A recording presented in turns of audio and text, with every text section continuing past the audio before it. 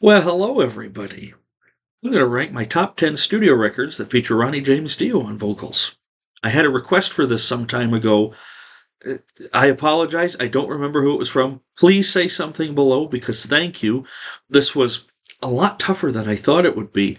I think the person had said, oh, all of Rainbow Sabbath solo band. I'm not going to do that just because I don't want to poo poo on anything. Ronnie is held in such high esteem as a singer, a musician, a man. Excuse me. I'm not going to put anything down or talk trash about it. And so I'm going to do my top 10. And man, like I said, it was a lot harder than I thought. Have a Guinness here with me.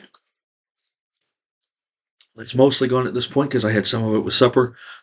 And anyway, here we go. 1980, number 10, 1987, Dream Evil.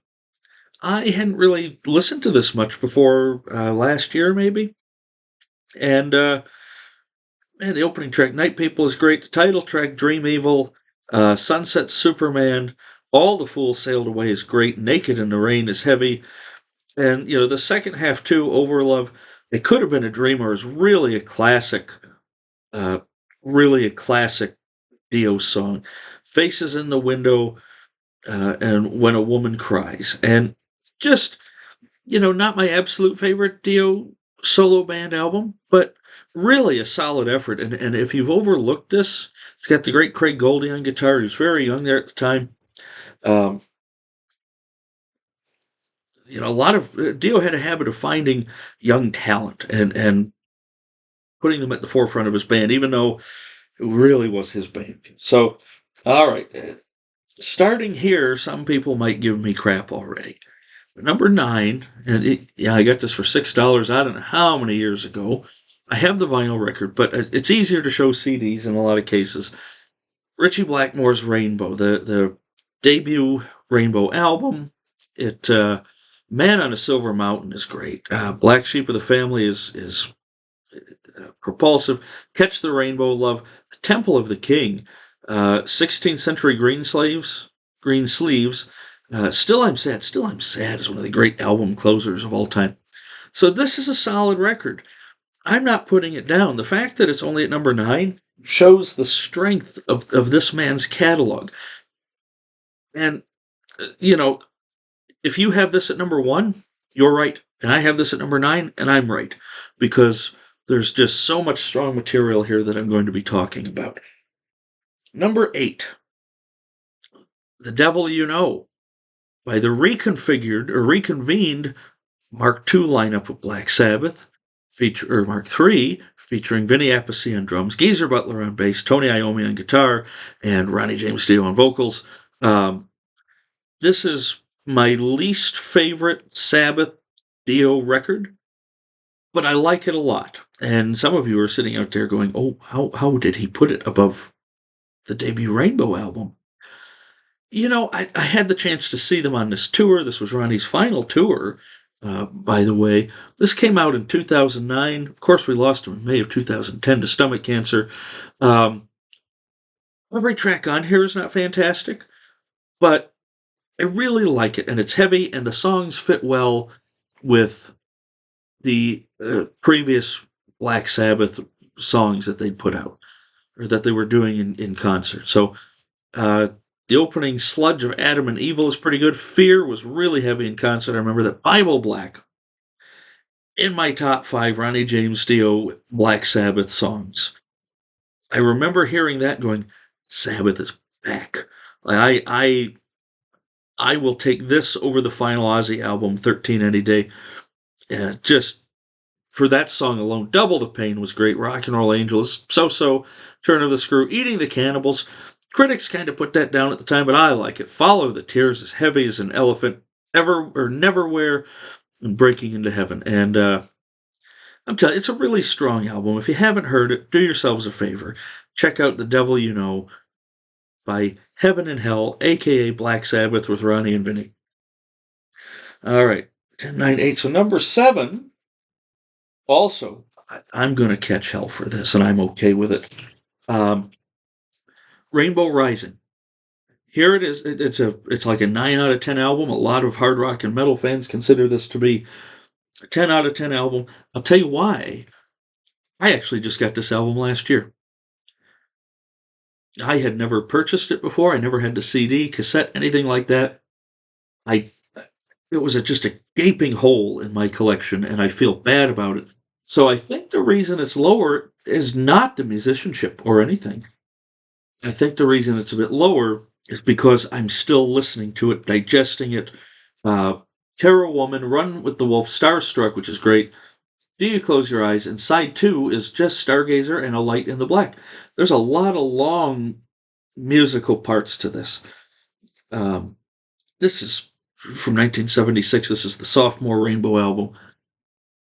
It's a great record. So please don't, you know, burn me at the stake for having this at number 7 and not number 1 or 2 or 3 or whatever.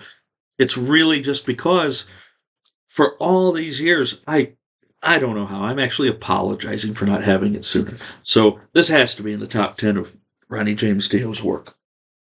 Number 6, and this is my favorite of the Rainbow records with Dio, is Long Live Rock and Roll.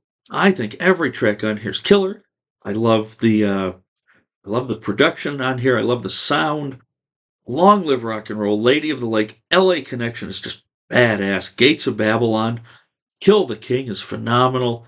The Shed, Sensitive to Light, and Rainbow Eyes. Rainbow Eyes, one of some fans don't care for it for being a saccharine closer compared to the rest of the album. I'll take this. To me, from here, these are 10 out of 10 records, and it's just a matter of which is your favorite. So let's see, 10, 9, 8, 7, 6. So here, all right, now we're into the top 5. Heaven and Hell. Lower than maybe you thought it would be also. Doesn't matter, my ranking. This revitalized the band. There isn't a bad track on here. I remember I had the original Castle remaster of this, and then this was part of the Rules of Hell box set. That's this pressing of it. Neon Nights, Children of the Sea, Lady Evil, Heaven and Hell, Wishing Well, Die Young, Walk Away, Lonely is the Word. Oh my word. Just, yeah, insanely good. And to think there's stuff I actually like better, which is nuts, because this is a lot of people's favorite. And again, if it is, you're right too. So the title track, of course, has become a complete heavy metal anthem. Lonely is the Word I love on here. Children of the Sea gets a lot of attention. Neon Nights. I like Heaven and Hell, and I like Lonely is the Word a lot on here.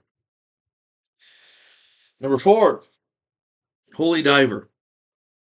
I have a look on my face that I'm pissed. I'll tell you why I'm pissed. Because I'm trying to find my 2 LP 40th anniversary, not 40th anniversary remaster. Yeah, it was.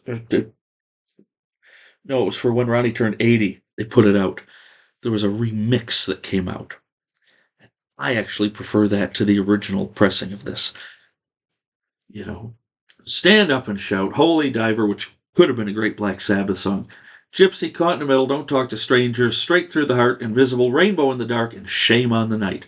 If you're a Dio fan, I don't have to talk a lot about this. If you're just kind of getting into his music, here is an excellent starting point. One of the great, hard to call this a debut album because Ronnie had really been recording since the late 50s, early 60s.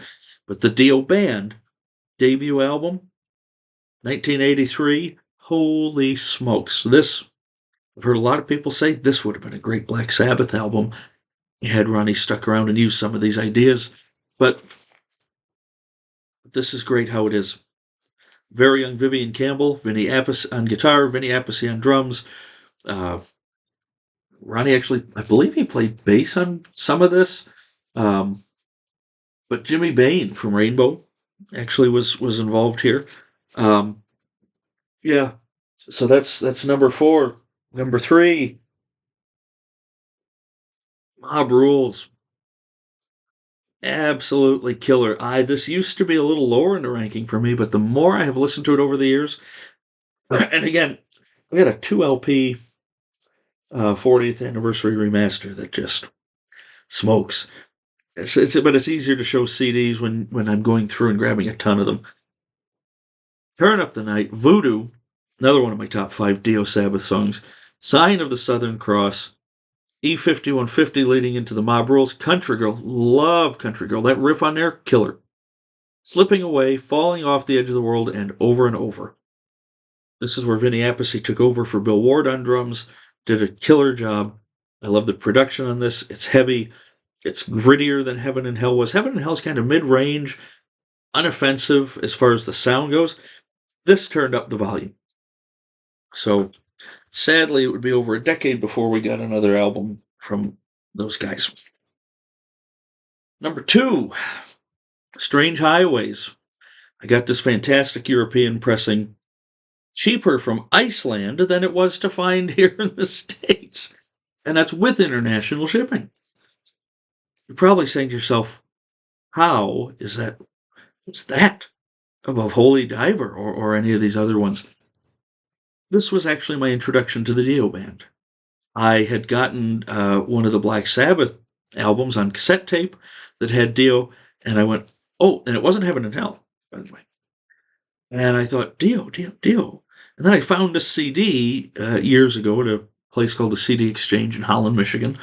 I still have that CD over there, but I really wanted to show off the 2 LP set just because I can. And this is a 2021 pressing. I love it. The sound on here is phenomenal. It's on Mercury Records, UMC, Universal Music Company, out of or corporation out of Europe. Jesus, Mary, and the Holy Ghost. I love Firehead, Strange Highways, Hollywood Black, Evolution. I love that song. Pain. Forget about it. One Foot in the Grave, Give Her the Gun, Blood from a Stone, Here's to You, and one of the great album closers again, Bring Down the Rain. Every song on here, to me, this was a revitalized band. This was, of course, after the second acrimonious split from Black Sabbath. He brought Vinny Appice with him on drums again. Got a guy named Tracy G on guitar. Played a baritone guitar sometimes. It was very heavy. Probably Dio's heaviest solo record, I'd argue. Or second, anyway. And then Jeff Pilson, who played with the 80s band Dokken, or however you pronounce him. I don't care for the band much, but Jeff Pilson is on bass here. And man, just killer. Absolutely frickin' killer. Love this album. My number 2 Ronnie James Dio album. Number 1, Humanizer. This was my introduction to Dio, Black Sabbath, and my memory is a little foggy because I was 14 and I picked up this and Sabbath Bloody Sabbath right around the same time. Got into them both. So those were my introductions to the band, was Dehumanizer and Sabbath Bloody Sabbath. And this was the reunion in 1992. I think Cozy Powell was originally slated for drums, but Vinny's here, Ronnie, Geezer Butler, Tony Iommi. This, to me, is a 10 out of 10 record any day. It's heavy, it's industrial. It's not all fantasy and wizards and dragons and such. It's really grounded in reality. You have Computer God, which in 1992 was really foreshadowing what was to come. After All the Dead, TV Crimes, talking about TV preachers, Letters from Earth, Master of Insanity, Time Machine is fantastic. Sins of the Father, the only real sort of ballad on here, Too Late. Absolute bruiser of a song, and then Buried Alive finished the original CD, and then the Wayne's World soundtrack version of Time Machine is also on here. This is from the Rules of Hell box set. So there you have it, folks. My top 10 Ronnie James Dio studio records. Think of that ranking what you will. I look forward to hearing what your ranking is, even if you do top 5. If you do everything, that's okay too. Please be respectful in the comments. I spoke on my last live stream that from the video before, somebody had been a real jerk and left a really mean comment. I don't put mean stuff on your pages. Don't put it on mine. This is a place to discuss music in a positive, fun way. So here you are.